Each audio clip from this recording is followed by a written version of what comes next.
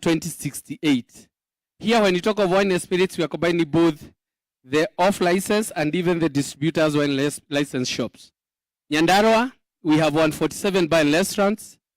Bars, there are 934, 108 wine and spirits, and 1,089 is the total of alcoholic outlets in the county. Kiambu, it has 1,044 bars and restaurants, 2,088, 17 bars, 1,187 wines and spirits, making a total of 5,048 outlets within the county. Kirinyaga, we have 76 bars and restaurants, 1,648 bars, 191 wine and spirits, giving us a total of 1,915. In total, in summary, the outlets, alcoholic outlets in Central Region, they are almost 13,000 because there are 12,953. It's only less 7 to make it 30,000. I think these statistics should be worrying and should inform some of the decisions we are going to make. We also try to highlight the hotspots where we also have the illicit brews in the respective counties. And maybe I don't have to go through all these, Your Excellency, if you allow. But these are the areas where the Ngao are always cracking down on illicit brews. And I'm sure the leaders from here are familiar with these areas in their region because this is what happens in every corner. We have other places like Muranga. The Chania River is the side of up there near the neighbor Kiabu. And this is a big problem, the Makwa. So these guys brew on this side of the river and the other side of Makwa. Then Nyeri, we normally have it along Chania. Nyandarua. Nyandarua is a unique case, Your Excellency, because we don't have a lot of brews being produced there. The brews produced mainly in Nyandarua, they are consumed, they come from outside the county. So Nyandarua imports from outside, and they mainly import from Roriani and Laikipia West and parts of Nakuru County due to the proximity. Like I mentioned, Kiambu, we have a big problem around Chania River, the Makwa area up there. And this has been a big problem all through, but I believe we'll find a way out of it. And we also have other areas like Gatondo South, areas of Upper Juja, Gashororo, all those areas. And in Kirinyaga, we have the obvious culprits, and these are mainly villages within the Mwea part of it, in our rice plantations. And yeah, but a lot is being done on this. So basically that's the statistics. So what are the challenges? What have we identified? The challenges which we have identified in Central Region in relation to alcohol and drug abuse, the problem, we know what it is. What is causing this? We mainly attribute this to a number of factors. One, it is the availability of cheap liquor due to increase of alcoholic outlets and the cost of the alcohol. The alcohol being sold in our region, Your Excellency, when KRA will be making the representation, when you factor the cost of producing a 250 ml bottle of alcohol, we know having paid all taxes and met the production cost, it should not be less than 250 per piece. But in Central Region, in some places, you'll even find alcohol being sold for 150, the same bottle. That means there's a shortcut which has been bypassed to ensure that that is happening. Then we also have challenges with enforcement. And sometimes here is an issue of uncoordinated enforcement between the national government and the county government. Then uncoordinated licensing regime of the alcoholic outlets. Here the challenges, because you said, you asked us to speak the truth as it is. You realize that the national government officers sometimes in places, they are not involved in the licensing committees at the sub-county by the county governments. So the county governments might license some premises which in relation to security, where the OCS is supposed to give guidance, or issues of the public interest where the DCC maybe can give a word, they are not involved, and that's why we find maybe even the proliferation of the outlets. Then another challenge you have found is that we have a permissive society where in Central Region nowadays, it's becoming a trend that it's accepted that alcohol must be taken everywhere. You find people going to attend a burial in the morning, and even before they go to collect the body, they have passed through a place to take alcohol before they even. So that permissiveness is also another factor. Then our initiation to alcohol and drugs, because we are even doing these things in our homes. So even our children, they are also learning, and they try to test quite early. There's also an aspect of poor parenting, where many parents are not responsible. They are not taking their parenting responsibility as expected. Then we also have availability of highly potent substances of abuse, just like we demonstrated earlier. Then inadequate prevention, care, and support programs in the community, where the community is also supposed to have its own mechanism to protect and ensure that they have alcohol and drugs-free communities within themselves. Then we also have a challenge of lack of affordable treatment and rehabilitation service facilities. And allow me to mention here, sir, that in Central Region, it's only Nyeri County, and we want to once again thank you, the Governor Nyeri County, who have a public rehabilitation facility in partnership with NACADA. So as we said, we also encourage the other counties to ensure that we have at least one rehab in every county so that we can rehabilitate our young people who need those services. In a summary form, the challenge, we can summarize it in, we look at the cause and the manifestation. The issue of licensing and enforcement, it is evidenced by the mushrooming of alcoholic outlets in undesignated areas, including residential areas, including inside the villages where they should not be licensed. We also have bars operating without licenses. And like we said, Your Excellency, if a bar can operate without a license, it means there's somebody who is maybe protecting it to operate. Then we also have the issue of abuse of licenses, the terms and conditions of licenses, like the example I was giving of a bar and restaurant. You find a place is not ideal, or they are not operating according to the terms and conditions of license. Then we have sale of substandard alcohol in unhealthy conditions, outlets operating beyond the stipulated hours, and also another big challenge you have here is wine and spirits dispensing on site, because wine and spirits are strictly supposed to be taken away. But you'll find there's a jug there and some water and some glasses.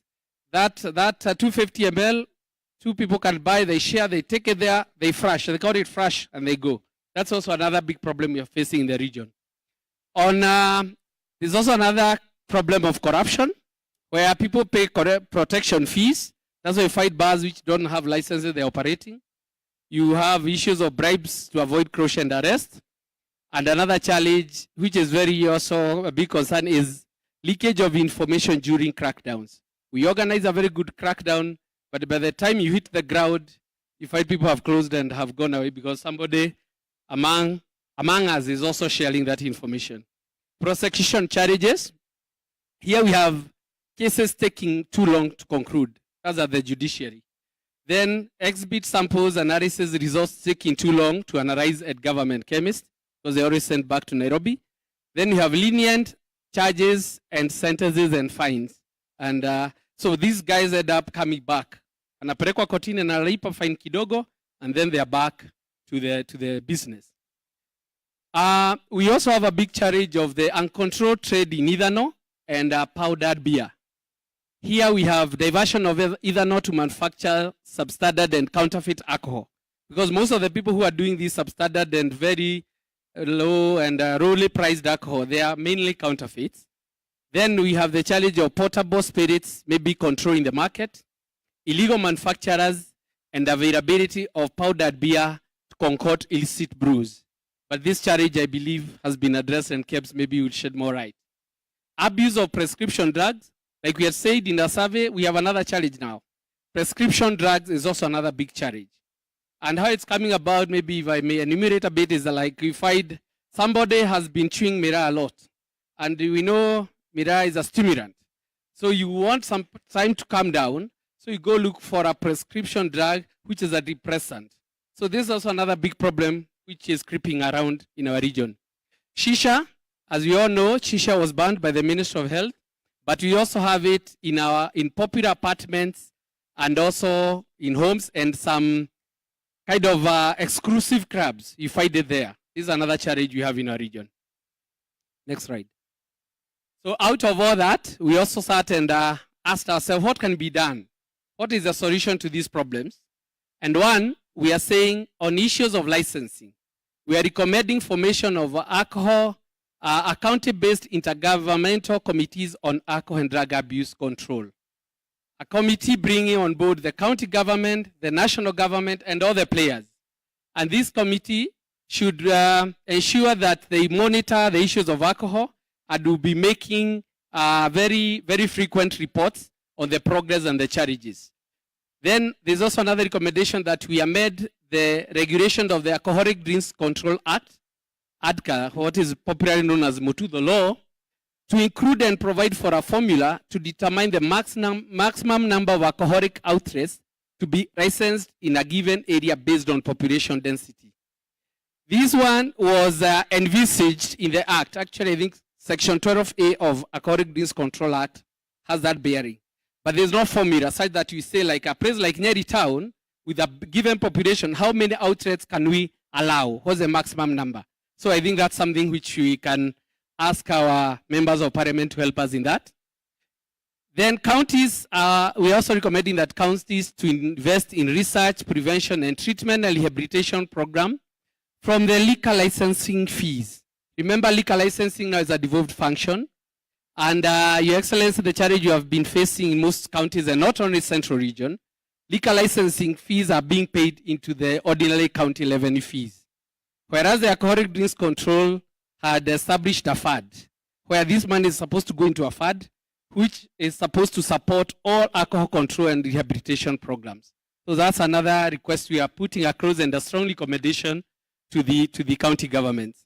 Then we also recommending that we have a coordinated and multidisciplinary license regime of the alcoholic outlets at the county, starting at the sub-county, where the national government, GA officers, and the police are also members of that committee.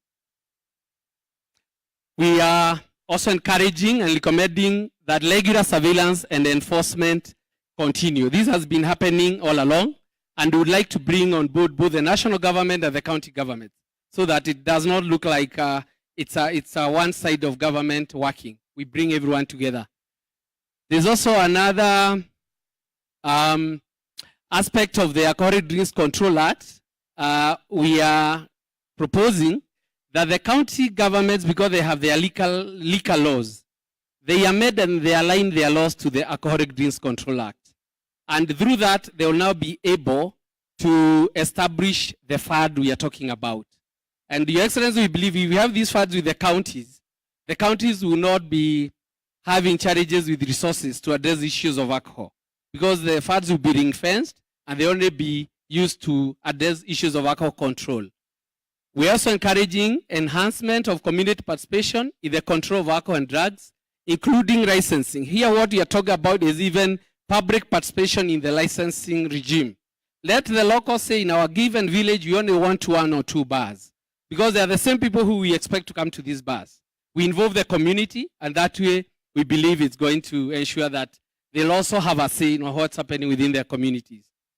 Then the issue of implementation of the 300 meters rules towards protecting children and persons below 18 years to alcohol. There is a provision of the Alcoholic Drinks Control Act, but sometimes you go, you find a bar which is almost next to a primary school, and you wonder how it was licensed, whereas the national law prohibits that. Then the issue of standardizing and enforcing hours of operation for alcoholic outlets. We are saying let these laws, the respective county laws, hours of operation, be in tandem with the national law, because the national law, of course, takes precedent to the county laws. Establishment of a government chemist branch in Nyeri to facilitate fast analysis of samples for efficient prosecution. We have been having a lot of delays, and I can believe our security officers can attest to this. When maybe they get samples, and for you to have a good case, there must be the analysis results. Government chemist in Nairobi is overwhelmed, and it takes too long to conclude such cases. So it was recommended if we could have one here in Nyeri to serve the entire region, it will help in fast-tracking the prosecution of such cases. Another key agency which Your Excellency we miss in our region, who is a very key partner, is the Anti-Counterfeit Agency. We don't have them here in Nyeri or in the Central Region. So it's recommended that we also have them represented in the region so that they can help us in fighting with the counterfeit products. Then in cognizance of the challenge, because we are saying everywhere we have a problem, we are proposing that as a start-off, that the national government could maybe sponsor at least 20 persons who need rehabilitation from every county as a start off, so that we can have a way to start off this program. Then to ensure sustainability and accessibility is what I had mentioned earlier. We are recommending that each county should start making provisions, at least to open a rehab center maybe by end of the year in every county, so that we can have our people accessing these services which they badly deserve. Maybe to mention on this is that in Central Region, most of our rehabs are private. We have about 58 of them, and most of them are actually in Kiambu County. Kiambu, we have about 42 of them, and they are private. And the minimum charge they are charging is 50,000 per month, and one is 90 days program. So you can imagine a family who have been suffering with somebody who has given them trouble, paying 150,000. It's almost impossible. So that's why we're encouraging county governments to help us in this. Then we're also recommending that through the NGAOs and the counties, the enforcement teams, we create a database of persons who have been prosecuted or involved in issues of alcohol and drug abuse, so that as they are taken to court, we can tell the court these are a serious offender, and maybe the sentences may be deeper, because the courts usually say when you just bring him and you charge with this, we don't tell us he has been doing it, they give them very lenient sentences. And then the aspect of participation of all stakeholders in this war, religious leaders, our parents, CBOs, teachers, and everybody else in the campaign. And we believe once you do that, we'll have contributed to this problem. And I think I want to stop there. NACADA has a helpline, a toll-free number which someone can call for counseling, and it's 1192. And I thank you for your time and your attention. Thank you.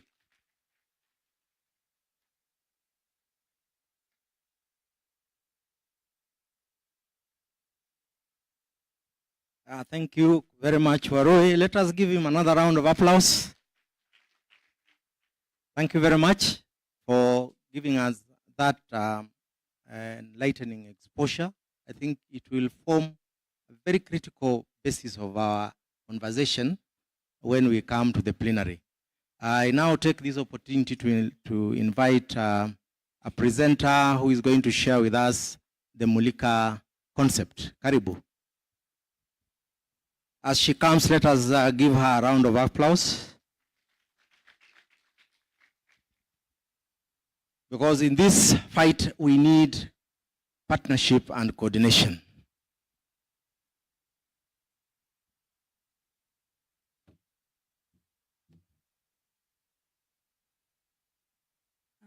Thank you, Your Excellency, the Deputy President, and all other protocols observed. Good morning. Good. Now, my name is Grace Wanjohi, and I am the Executive Director of Mulika Institute for Social Accountability. Our flagship system is the one that is being called Mulika. If we could have the video, please. Ukiona, sema. Ukisikia, sema. Ukishuku, sema. Ripoti tatizo lolote la usalama kupitia SMS 988. Namba yako haitaonekana. Ujumbe huu hautakugharimu chochote. Weka akaunti yako na mtaa ambapo uhalifu unatendeka. Mulika uhalifu. Ujumbe huu umeletwa kwako na Wizara ya Mambo ya Ndani na Uratibu wa Serikali ya Kitaifa. Now, I think most of you have seen that, and you may have heard it in the radio. But the biggest question here is, ukiona, ukisikia, ukishuku, useme. Useme wapi? Useme aje? That is the biggest question, isn't it? So Mulika, this system, is in its 7th year of implementation with the Ministry of Interior.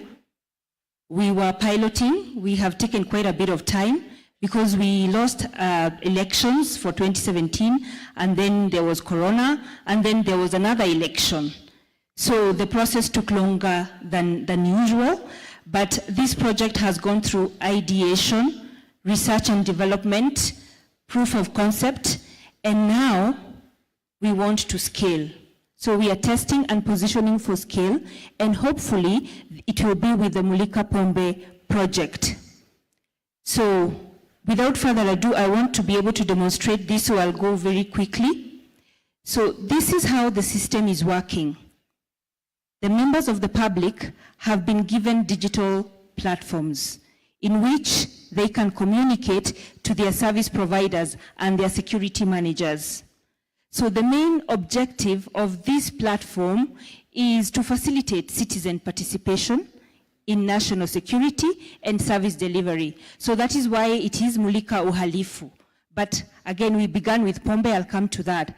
So the public, for the purposes of this presentation, I will dwell on the SMS 988, which is the preferred modem for security people to receive, and it is also the preferred modem for the public. So from the comfort of their homes, free of charge, the public are sending information, and when they send this information using the 988 or any other medium, it hits the terminals of the security managers connected to it already. I know the regional commissioner is on, and his team, the county commissioners, and we have connected some of the sub-county commissioners. So what this does is that the minute, within 4 seconds, this information is relayed to their terminals, and they receive a text branded Mulika. So they do not know who has sent that message, because a lot of the times we say that hatutaki maswali ya polisi, sindio? So here there is no maswali ya polisi because you are anonymous. And as soon as they get that, they have a team ready to act. So I'd like all of you please to take your phones out, because it says security begins with you and I, isn't it? And now, here we are, the eyes and the ears of the government, because without public knowledge, they would not arrest crime. And we say the public knows everything. And the public also knows who is the culprit, who is the officer aiding this menace, what happens, what time, the public know everything. So let's take our phones very quickly. And I want you to send information. It is county-based.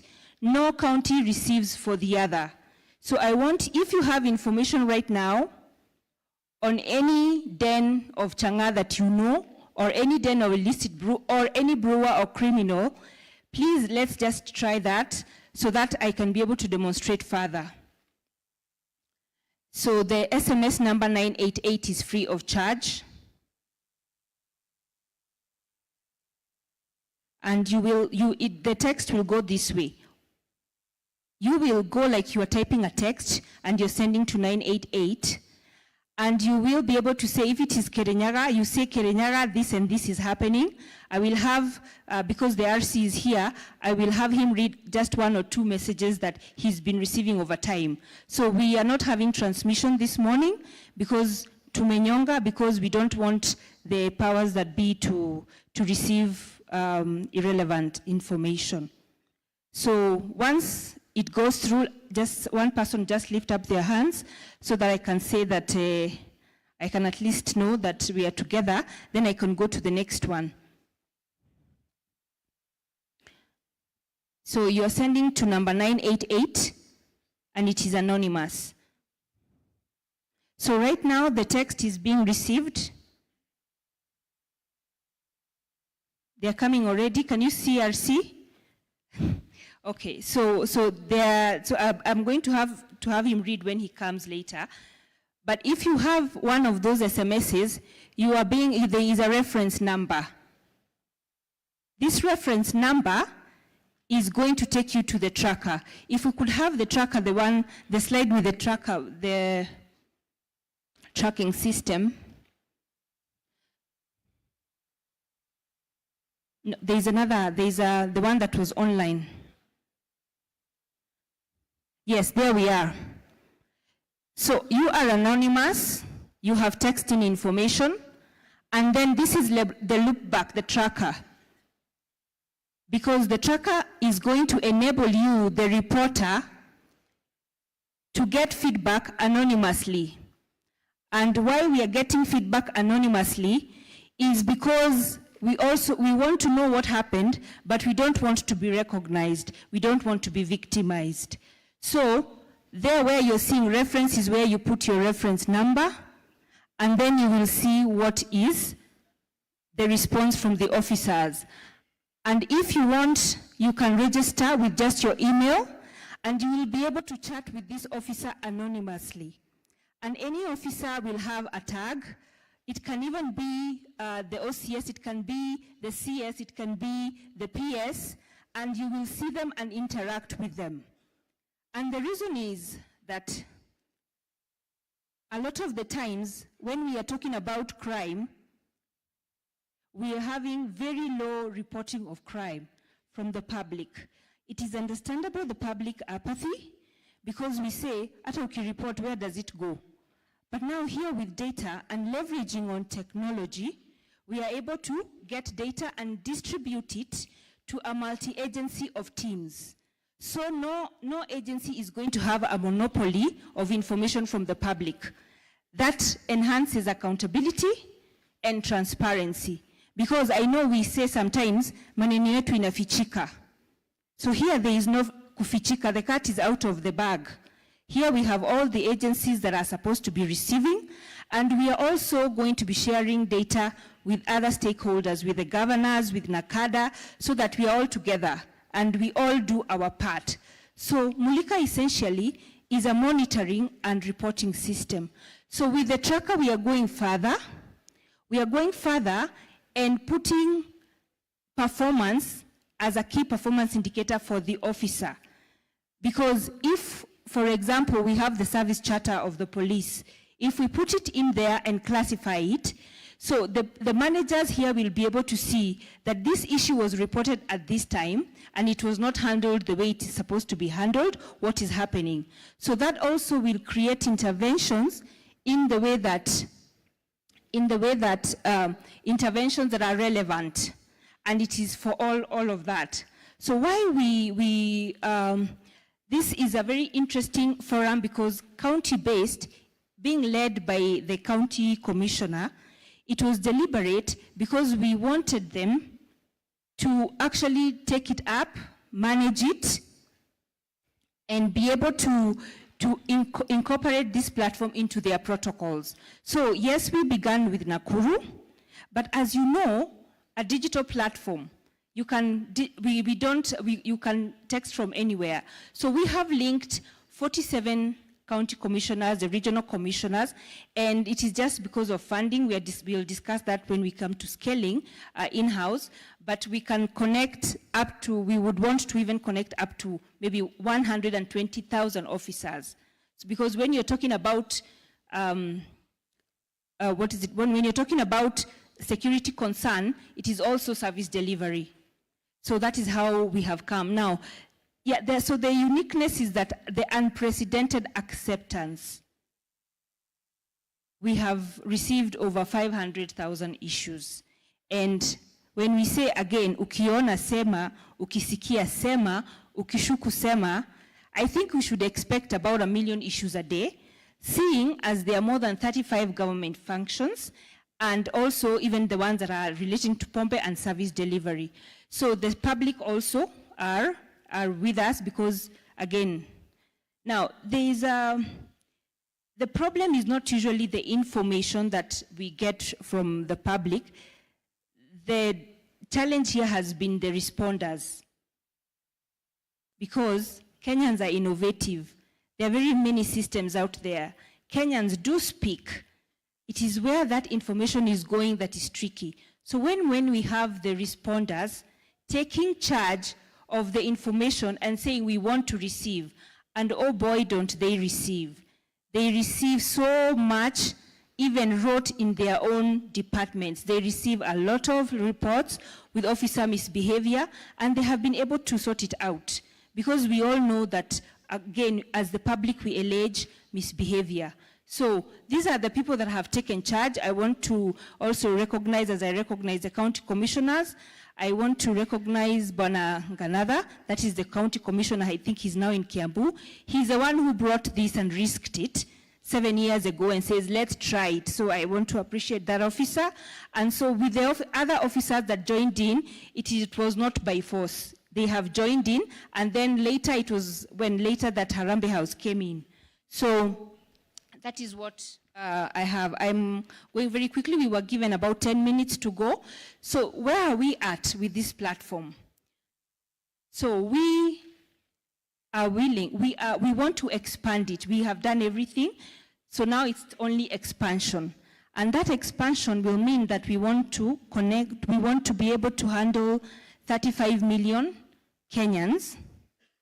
That means that at your disposal, the government has over 35 million pairs of eyes as CCTV cameras that you are not installing, you are not paying for. They are on 24 hours and they are everywhere, because the public is your biggest ally when it comes to this, to the fight of this menace. And we also want to target 120 officers. I know these numbers are sounding a lot, but technology, again, everybody can be able to SMS at the same time, and the system will receive. And then also we want to target about 200,000 reports. So that's what we have for you. I thank you for listening. Now, sorry? Okay. So, yeah, so the biggest challenge, just one of the biggest challenge we have is that the public do not yet know of this platform. So we would want to expand it and see that the officers are sensitized adequately, and also the public. I thank you very much. And oh, by the way, sorry, I forgot to mention that I am very proud because I am from Nyeri, and this product is actually also going to now be from Nyeri. Thank you.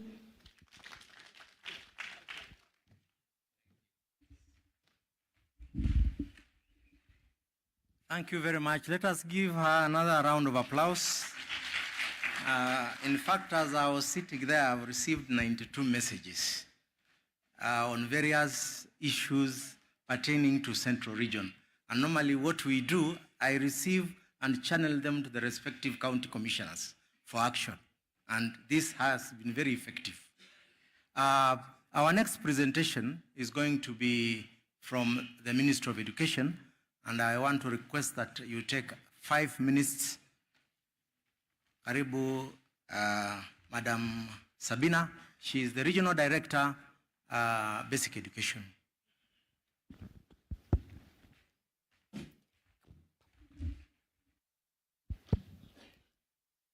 Your Excellency, the Deputy President of the Republic of Kenya, Your Excellencies, the governors in the House, the honorable members of the National Assembly, the honorable members of the Senate and the county assemblies, all distinguished ladies and gentlemen, all protocols observed, good morning. As you've heard, I'm Sabina Aroni, the Regional Director of Education. Together with the Regional Teacher Service Commission Director of the region, we put together something that we want to share with you. The Regional Director of the Teacher Service Commission is there.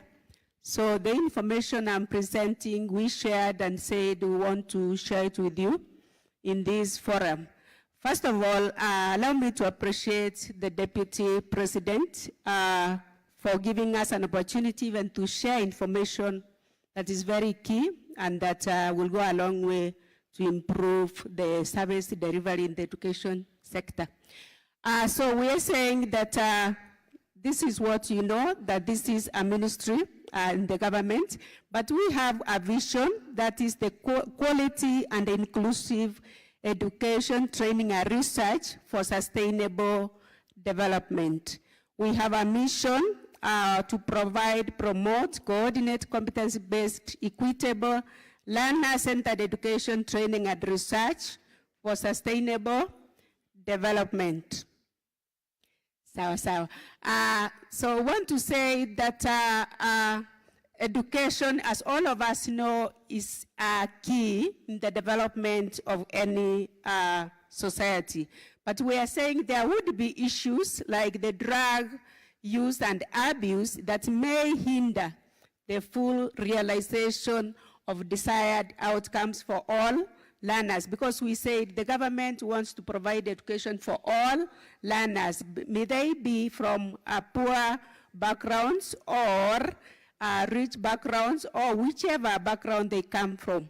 So in specific, we are talking about the drug and substance abuse, and maybe want to ask ourselves, do we have this problem in our institutions? Want to say yes, especially when our learners transit to the secondary. Some of them go to schools with the drugs. Some of them are used by the parents and the other stakeholders to sell drugs. Some of them are also kind of affected. Sometimes we have learners in examination rooms, but because they have abused drugs, they are not able to write their examinations. Earlier, stated that education in Kenya is hierarchical. That is, whatever happens in the nursery school or the ECD will affect the outcomes up to university level. For that reason, we as education sector believe that education even starts before a child is born, from the what we call growth and development. Growth and development starts in the womb. The quality of the child who's conceived by an alcoholic is different from the quality of a child who's conceived by a non-alcoholic, for example. Therefore, as you see, let me not dwell on it. Let's go to the next slide where we want to dwell on. I want to comment three things: that we are affected by drug and substance abuse in three ways. That the three major stakeholders in education, that is the parents, the teacher, and the learner, are affected.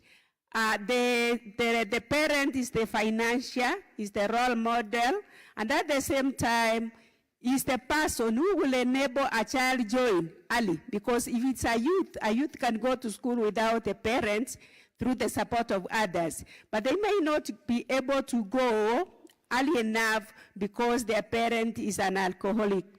When, I'm sorry to mention this, but when we were going around to identify beneficiaries of Elimu scholarships, we went to some dens where a mother is drunk, totally drunk, a child is breastfeeding, a breast that has no milk. The mother is not aware we have got into a room. We leave the room without, and we leave the child wanting to follow us, and the child we have gone to identify, not even having eaten even for 2-3 days in the house. So we are affected. The teachers are affected, and the learners are also affected. The perpetrators of gender-based violence, be they be parents or teachers, in most cases, it corresponds that they abuse drugs and substances, because a father in his normal senses cannot rape a daughter. But sometimes they do because they are under drug and substance abuse. So this is our enrollment. It entails both the public and the private schools. From 2019 to 2023. If we look at the data, we realize that there was a steady and impressive increase in Kiambu.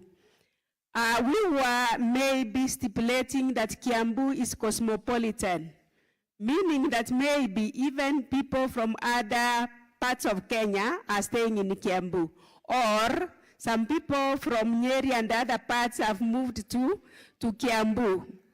But other counties, especially the Nyeri, Nyandarua, and the Murang'a, recorded some drops at certain points.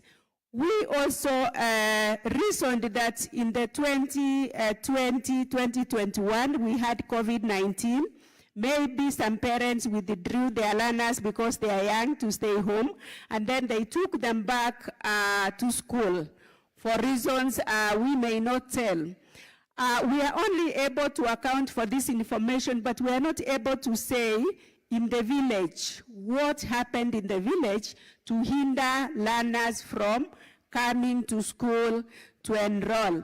Allow me to use the next slide to explain that Kiambu County registered steady increase, while the 4 counties registered noticeable decline at various points.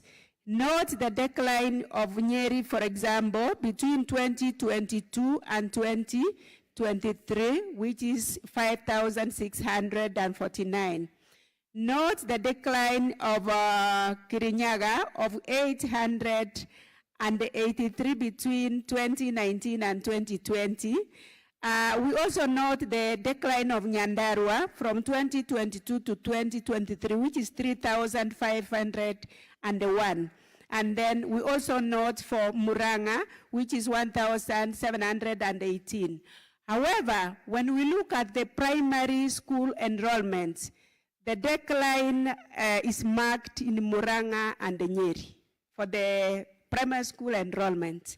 It's marked for Muranga and Nyeri. When we look at this, we were trying to see that are there learners who were in ECD and they didn't transit. We discovered no. It's like the effort and the support that was available to have the learners enroll at ECDE still supported them. To do what?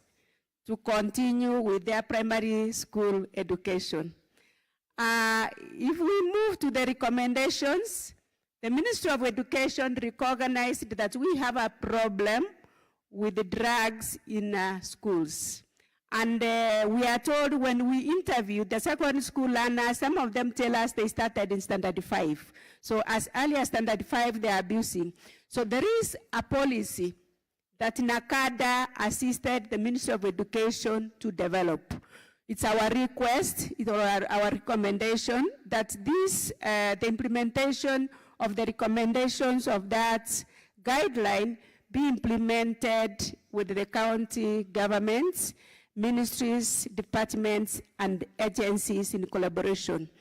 That the general public be sensitized on the adverse effects of drug and substance use and abuse on education.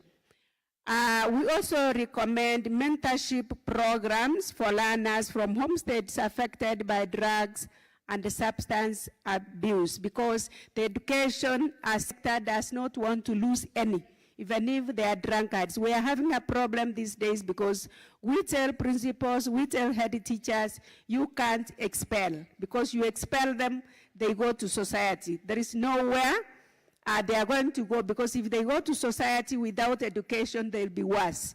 So there is a policy to handle them, but we request that if programs are in place to mentor them, so that we bring them back to the mainstream of education to complete their education.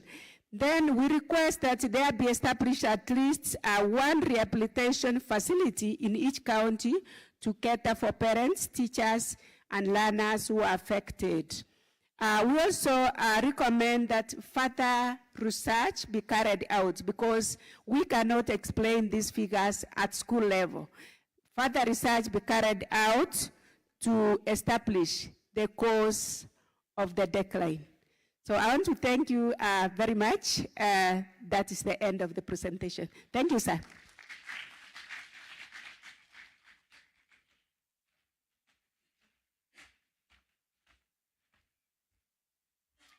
Thank you.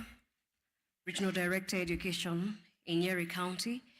Your Excellency, sir, we have 3 more presentations. With your kind permission, sir, in indulgence, I wish to seek that the presenters do it rather summatively so that we're able to save up on time as we also usher in our next session on the plenary, where we will be sharing our views and also having an opportunity to also air our questions. Kindly, if If we may have the next presenter on children's services, remember, may we kindly proceed to have our presentations summatively. Karibu.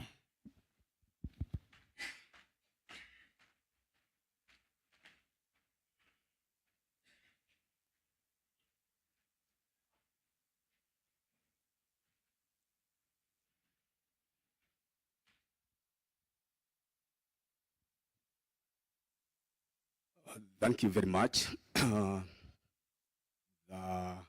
Excellency, the Deputy President of the Republic of Kenya, our CS Interior, Your Excellencies, the governors, all protocols observed.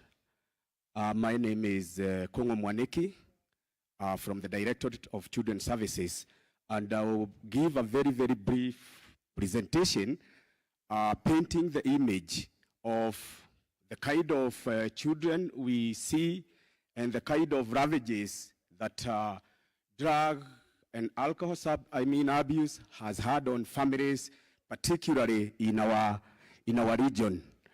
Of course, those are our rights, and I want to do it summatively. Let's proceed. Next slide, please. Okay, parental responsibilities, of course, and what they are supposed to do. Next slide. Let's move up to where we have specific child protection issues. Let's move on, yes. So because of alcohol and drug abuse, what we've been witnessing is abandonments, particularly of toddlers and infants, and of course even older children in medical facilities and markets. Again, we have cases of abortion for parents who do not get support from their partners, and some who are also abusing the drugs. We have compromised health issues for children who do not complete immunization. Sexual and gender-based violence is a reality in our region. Cases of school dropout, Your Excellency, and an increase in the number of street children, particularly in our urban centers, and then cases of child labor, and extreme poverty in our households, HIV, AIDS, and STDs, including supergonorrhea, which has been found here in Nyeri the other day, and then children getting engaged in crimes. We have cases of children joining criminal gangs, that is tied to the first one, and even child marriages, cases of child marriages, Your Excellency. Then neglect of parental roles and responsibilities, early and premature deaths of parents and children. These are realities in our society. Increase in single parenthood. You realize that the former Central Province is leading in cases of single parenthood. Then children abusing alcohol and drugs due to exposure and availability. And exposure of children to defilement due to being left on their own, particularly in informal settlements, our slums. Early onset of sex among children, incestuous relationships, bestiality and going against the laws of nature, the triple threat of teenage pregnancy, HIV, AIDS, and sexual-based violence, and misunderstood sexual orientation, whereby, for example, if a child is used to being defiled through anal, through oral, the child does not know which way to follow. So what are our recommendations? Let us make alcohol and drugs inaccessible to our society so that they are not easily available. Thank you very much.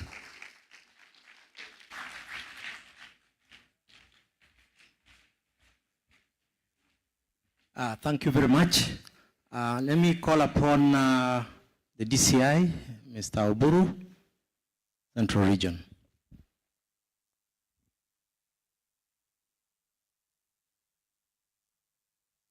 Your Excellency, the Deputy President, Honorable Rigathi Gachagua, our CS Interior, our Inspector General, Excellency Governors, Members of Parliament, all protocol observes.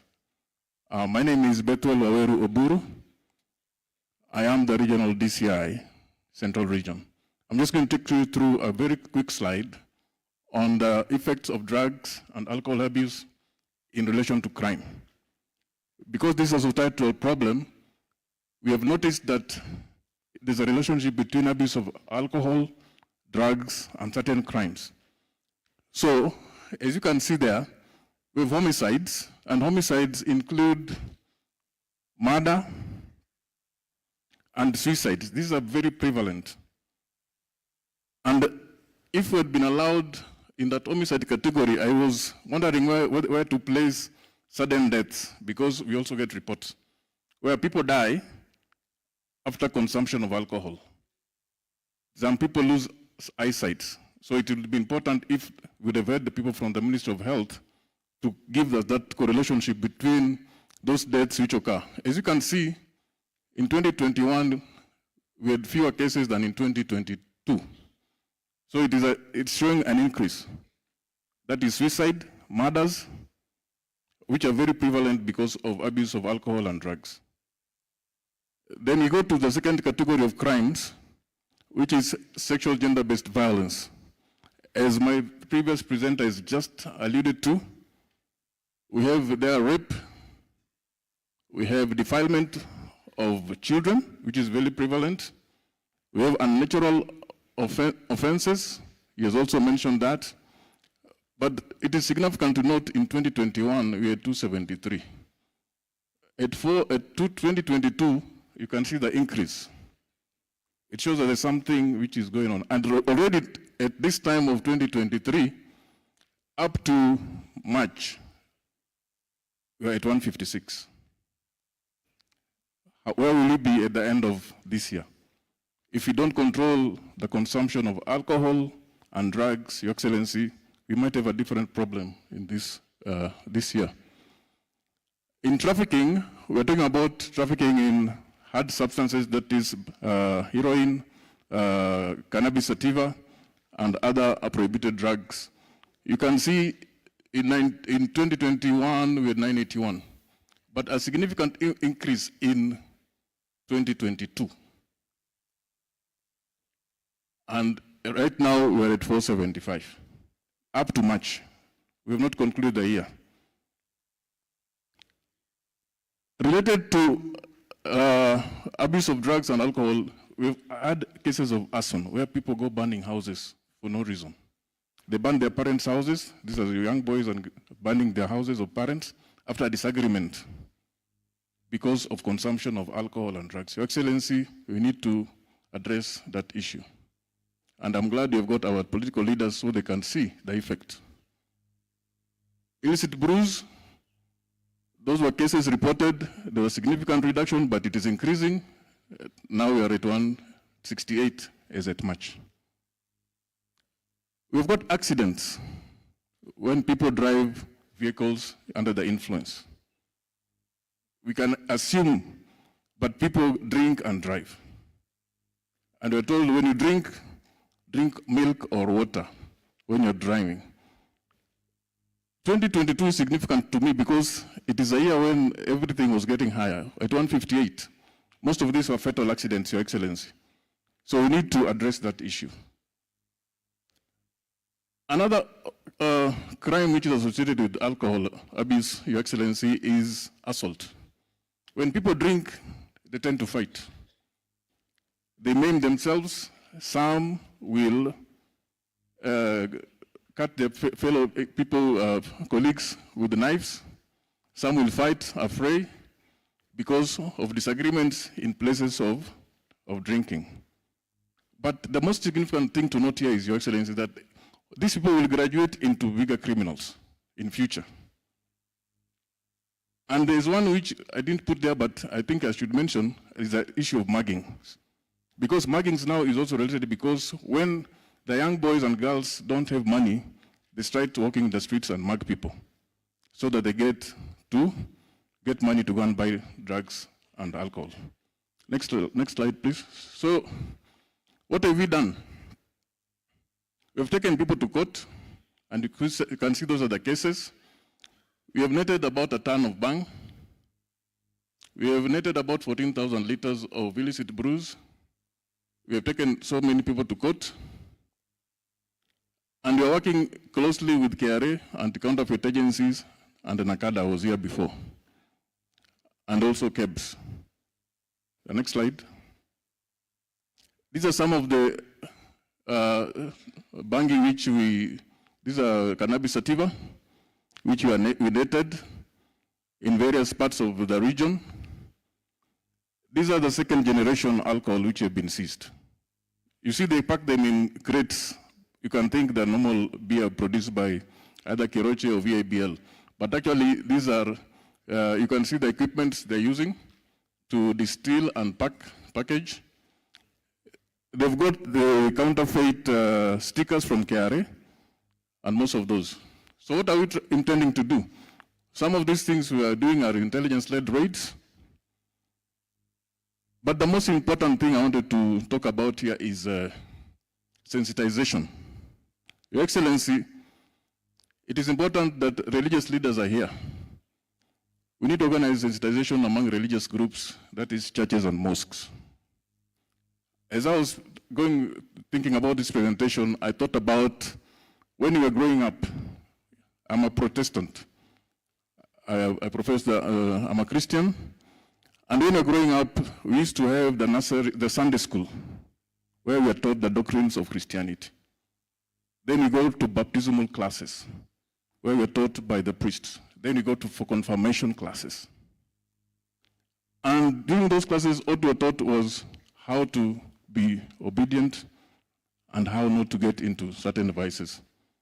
And our religious leaders would know each and every people in the class, in the baptismal class, in the confirmation classes. If you fail to attend, you'd ask your parents why you have not attended. Your Excellency, the church leaders are here. Kindly follow up on that. That's the foundation of developing an honest and citizen. The community, we need to work together with the community. We need partner, local leaders, opinion leaders. This problem, as you have enumerated the crimes which are there, we need to all partner together so that we come up with a mechanism to deal with this menace.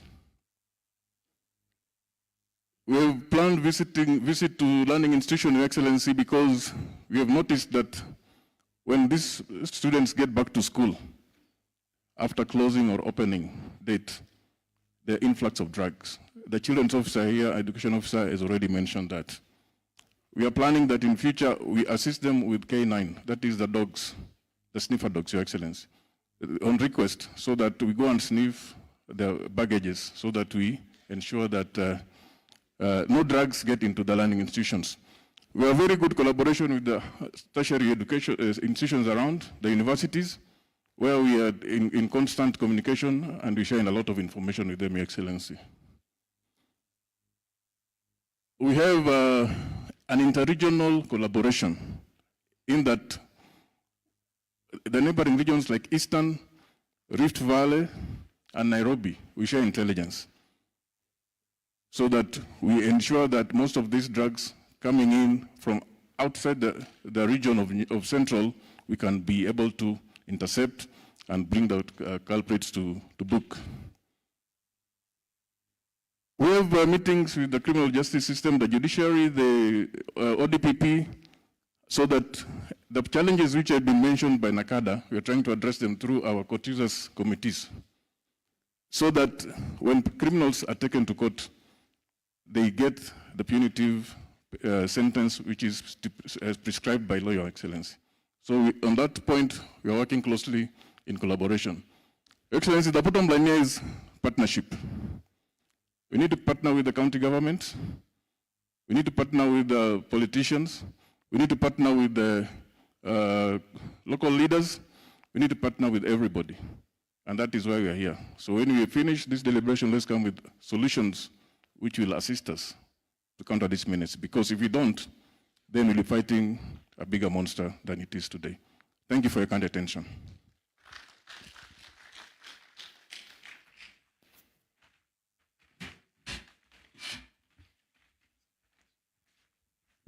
Thank you very much, Mr. Oburu. Your Excellency, the Deputy President, our last presentation will be done by the National Police Service. Let's give him a round of applause as he comes. And as we said earlier, we will try as much as possible to be very summative in your presentation.